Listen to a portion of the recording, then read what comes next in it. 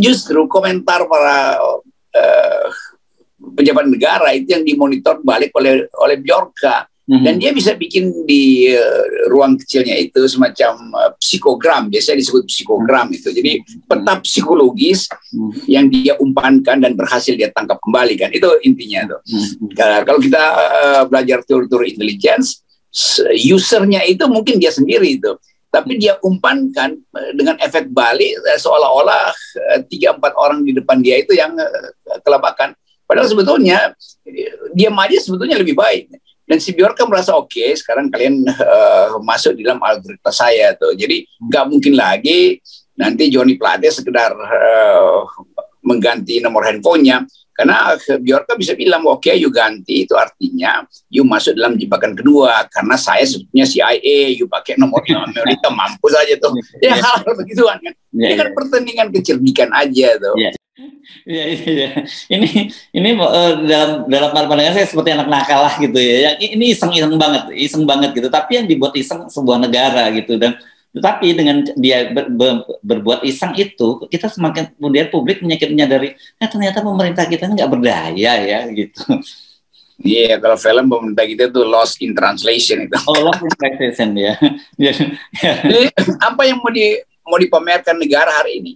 Kalau mahasiswa nuntut demonstrasi dan negara bilang, oh kalian berlebihan nuntutnya tuh. Lalu mahasiswa bilang, oke, kalau gitu lu beresin dulu si Bjorka tuh. Jadi Bjorka sendirian demonstrasi nggak bisa dikendalikan tuh. Apalagi mahasiswa yang akhirnya tiba pada crossfire bahwa ini tuntutan harus menghasilkan perubahan politik kan. Jadi paralel di situ antara aktivitas Bjorka di dunia digital dan aktivitas mahasiswa di dunia real. Jadi sempurna sebetulnya yang disediakan oleh alam semesta. Dan itu sebetulnya pertanda bahwa ya udah angkat bendera putih aja deh. Kalau nggak Bjorka kecil ini juga akan merajalela dan nggak bisa dikontrol. Bjorka mana yang sebetulnya otentik kan. Nah, keadaan ini yang dipantau dengan baik, udah pasti CIA memantau ini.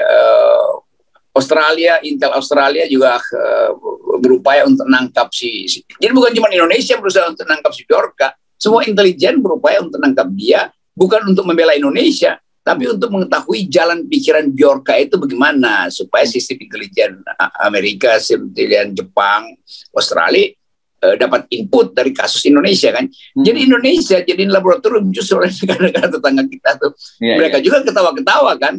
Dan mungkin di mereka udah lebih jauh peta itu buah data-data surat rahasia presiden yang harusnya di security-kan oleh intelijen pasti udah bocor juga ke intel-intel asing ini.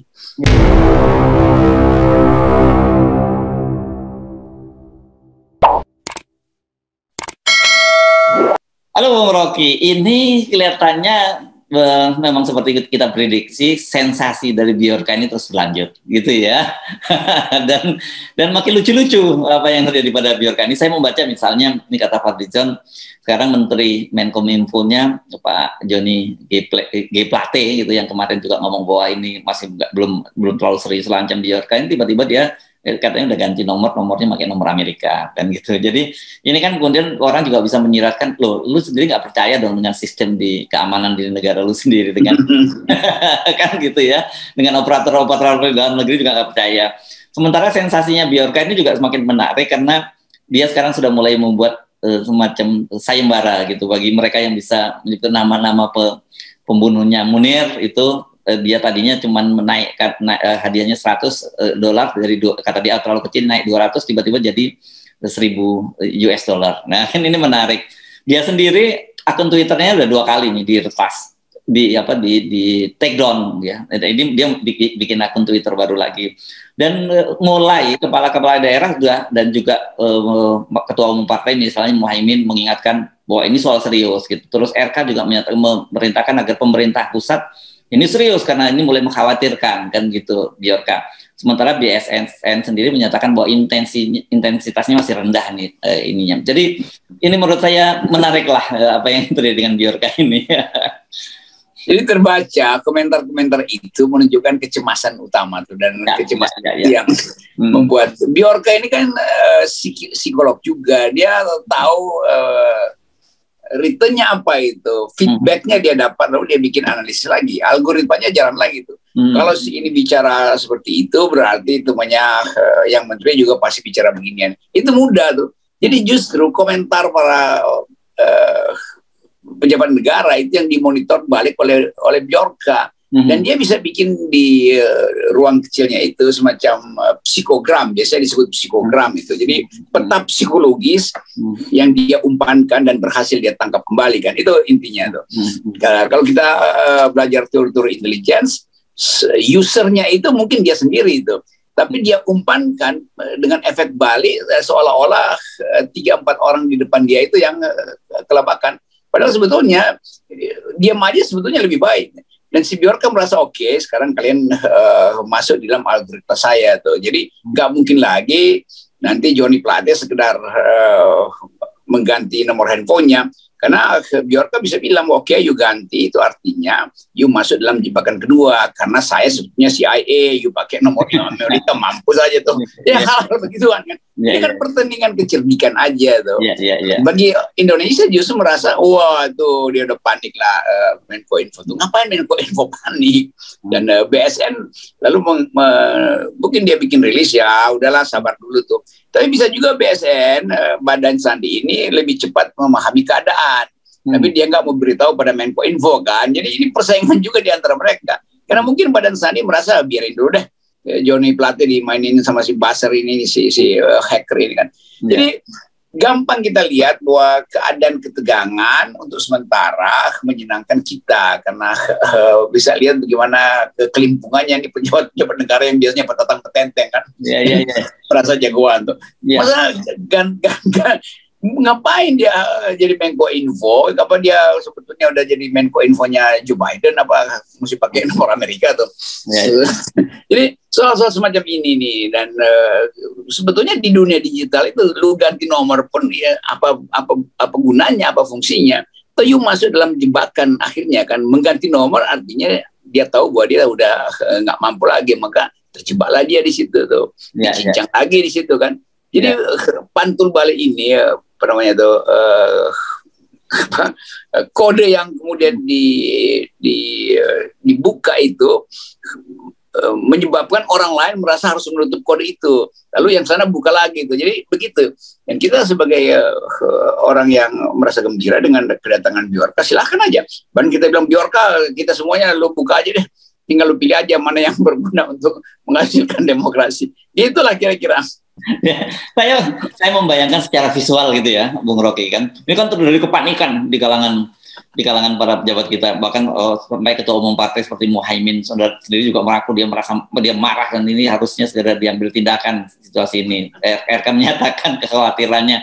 Tapi di satu tempat sana, mungkin di ruang kecil yang kita bayangkan gitu, Bjorka atau tim Bjorka begitu sambil tersenyum-senyum gitu melihat situasi semacam ini, dan dia menghadapi tantangan-tantangan seperti tadi, seperti Anda kemarin ditantang dia untuk buka Denny Siregar, sekarang dia diminta juga oleh netizen, coba kalau bisa doxing itu si Abu Janda kan, dan itu dilakukan. Jadi ini bercanda nih teman ini, memang si Bjorka ini sedang bercanda ini.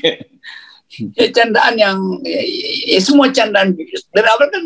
Si Bjorka ini kan, ini memang mau bercanda aja tuh, semacam stand up komedi dulu di sini kan, dia roasting satu-satu dulu kan. Dan peta itu akhirnya terbuka tuh. Kalau Caimin aja udah cemas, itu artinya Caimin tahu jangan-jangan sprint gue udah dipegang sama si Bjorka kan.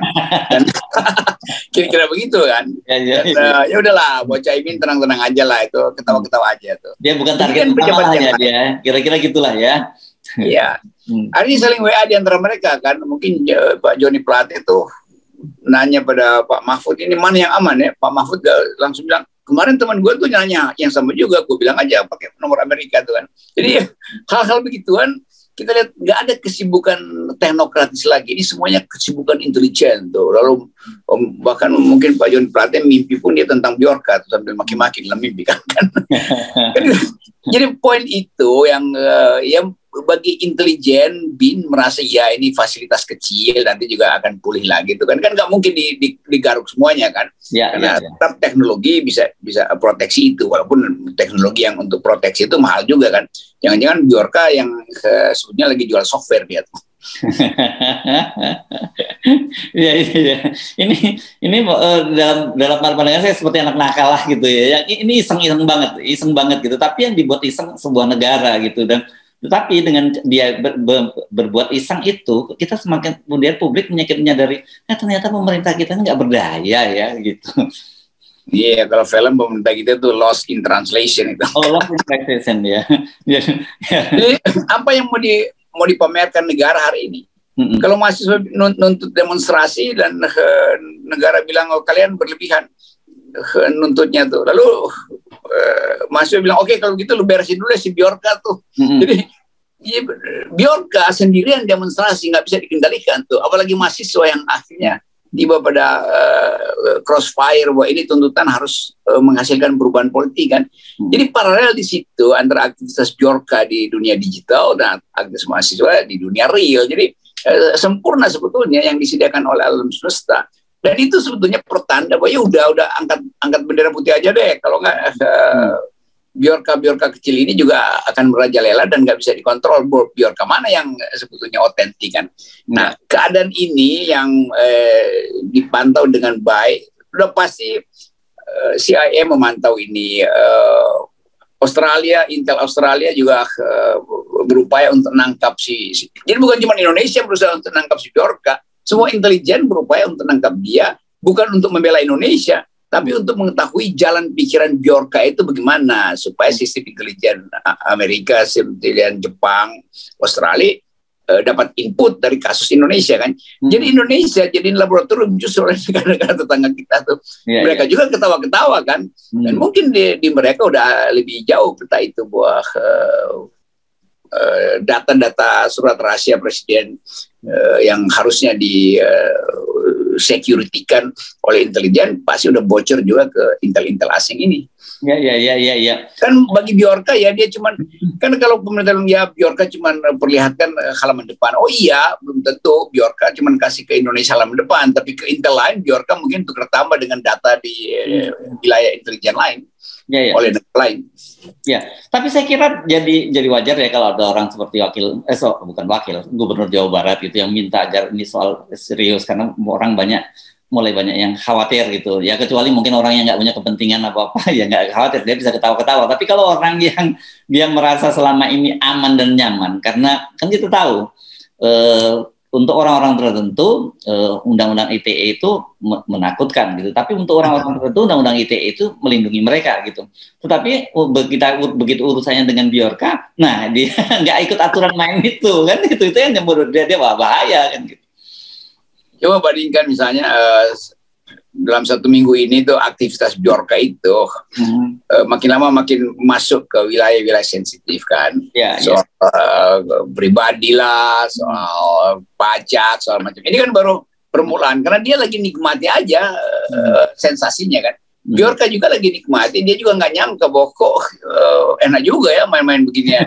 Semua jadi kalang kabut kan. Ini cuman game aja. Tetapi di ujungnya bisa jadi serius. Kalau eskalasi sosial politik di Indonesia naik, Bjorka yang dari awal kita baca sebagai posturnya adalah seorang aktivis yang ingin membersihkan Indonesia, dia akan supply itu untuk gerakan politik, untuk gerakan buruh, gerakan mahasiswa. Jadi nggak perlu hati-hati sebetulnya, karena itu pasti terjadi tuh. Sama dulu waktu 98 kan begitu banyak kita tahu informasi dari seseorang yang dulu disebut Kolonel A gitu. Ada tentara dari Cilangkap juga yang selalu tiba-tiba ada di dalam radar mahasiswa tuh, dan ternyata oh ya baik-baik aja tuh. Jadi sebetulnya hal ini biasa dalam keadaan menjelang perubahan politik tuh, dan kita bisa nangkap bahwa tanda-tanda hamil tua itu sedang terjadi tuh. Nah, kita pakai istilah hamil tua, jangan dikaitkan dengan istilah PKI, karena PKI pakai begituan kan, ini Republik Hamil Tua tuh. Tetapi kita mesti bayangkan itu karena cuma itu kosakatanya tuh. Dan sinyal-sinyal yang semacam ini yang justru membuat mereka yang ragu-ragu itu akhirnya ambil keputusan tuh. Oke, kalau begitu percepat aja perubahan politik kan, daripada dia dikerjain sama Bjorka, mending dia bersekutu dengan masyarakat sipil kan. Jadi tokoh-tokoh di dalam kabinet juga bisa menganggap oke, kalau begitu ya udah kami juga keluar aja supaya nggak dihalang-halangi, supaya nggak dikerjain Bjorka, kira-kira begitu. Ya. Nah, situasi sekarang ini kan menjadikan banyak sekali rekayasa politik diupayakan oleh penguasa ini menjadi tidak relevan, jadi 3 periode, bahkan yang terbaru ini soal kemungkinan menjadi calon wakil presiden menjadi tidak relevan semua kan. Betul, apa gunanya? Dan jadi semangat untuk mempertahankan kekuasaan itu dibatalkan oleh Bjorka tuh. Mau pakai apa lah ya? Mau 20% kayak threshold, mau jadi turun pangkat jadi wakil presiden. Bagi si Bjorka ini apa poinnya tuh? Karena toh nanti akan dileceti juga, dilucuti juga. Ya buat apa nabung elektabilitas kalau pada akhirnya Bjorka akan membatalkan elektabilitas seorang melalui prinsip etikabilitas kan begitu kan. Jadi yang dibocorkan Bjorka sebetulnya adalah soal etikabilitas dari pejabat publik kan, dan itu akan mengganggu elektabilitasnya tuh. Ya. Dan sekarang ini saya kira saya membayangkan lagi dia ini memang jadi semacam apa ya? Semacam ghost gitu. Kalau Anda tadi menyebut judul film Ghost, kan ada film juga Ghost in the Machine. Ini ada Ghost in the digital gitu. Ya, itu digital ghost itu dan digital ghost jadinya. Ya, itu dulu ada istilah ghost in the machine, itu istilah yang dibuat oleh René Descartes untuk menerangkan bahwa ada 2 fasilitas, yang berpikir dan yang sekedar fisik aja tuh. Nah, Bjorka ini adalah yang berpikir nih, iblis yang berpikir sebetulnya tuh. Berupaya untuk memperlihatkan bahwa yang badannya itu, yaitu politik itu, sebetulnya bisa diacak-acak oleh pikiran, kira-kira begitu. Jadi ghost-nya ini ghost yang betul-betul intelek gitu. Jadi intelek manusia itu dianggap sebagai roh yang sedang membersihkan tubuh yang kotor, ya gitu kira-kira.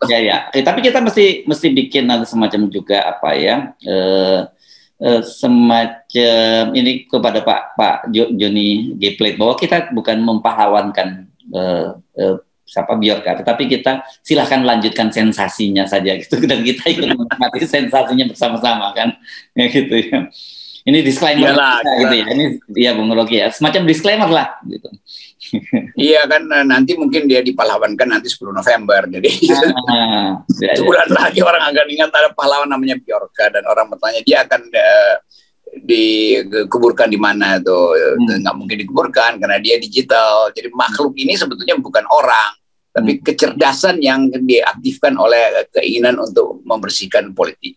Jadi kita anggap aja Bjorka ini adalah semacam sinyal pertama bahwa Indonesia ada di dalam situasi yang memburuk, dan Bjorka berupaya untuk memberi peringatan supaya jangan makin memburuk. Nah, sensasi-sensasi ini tahap pertama itu masih soal doxing orang-orang yang ngebandel, ngeledek-ngeledek Bjorka nih. Satu waktu dia akan naik. Nah, tahapan naiknya sensasi ini menjadi substansi, yaitu ketika kekuasaan tidak mampu lagi untuk mengendalikan diri itu.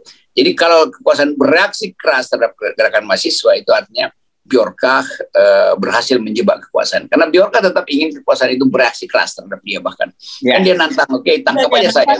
Dia nantangin. Silakan mau digerebek apa tuh, nantangin dia. Jadi kita sekarang dapat sahabat oposisi, walaupun statusnya digital, tetapi dia lebih konkret. Dan itu setara dengan perjuangan teman-teman jurnalis yang berupaya untuk memaksimalkan fasilitas digital untuk mengkritik kekuasaan. Dan undang-undang ITE itu pasti nggak mampu lagi untuk mengejar itu. Karena kalau semua misalnya jurnalis itu ditangkap, lalu untuk apa ada ke Kominfo, mengurus apa dia kalau informasi udah nggak ada kan? Begitulah keadaan mutakhir dari perpolitikan kita. Oke, sampai di sini kita nikmati dulu sensasinya, ya. Thank you, Bung Rocky. Oke. Bjorka dukung 0%. Yes. Oke.